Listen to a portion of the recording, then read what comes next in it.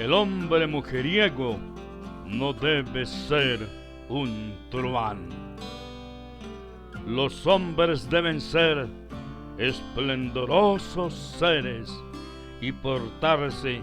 como hombres maravillosos con ideales dignos que amen y respeten a todas las mujeres, uniendo los corazones y sus amores en una sola ensoñación de lindos sueños, siendo justos y comprensibles, que hagan a la mujer la vida en arco iris, entregando cada día su ternura, el amor, el respeto y la comprensión con sabor, para renacer siempre la ilusión en arco iris, orgullosos, unidos, amándose, vivirán con emoción, ignorando o alejando los impulsos de ser un truán, eligiendo ser mejor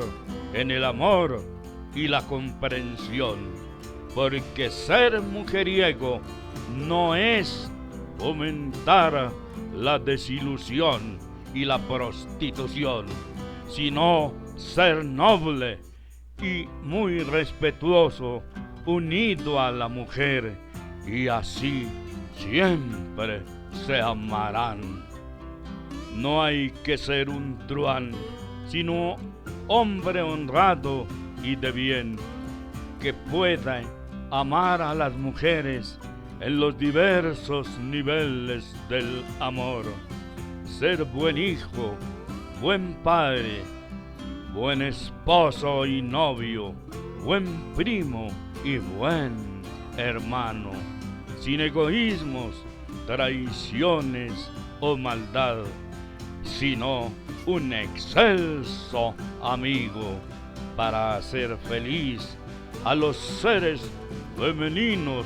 con dulce y serio amor.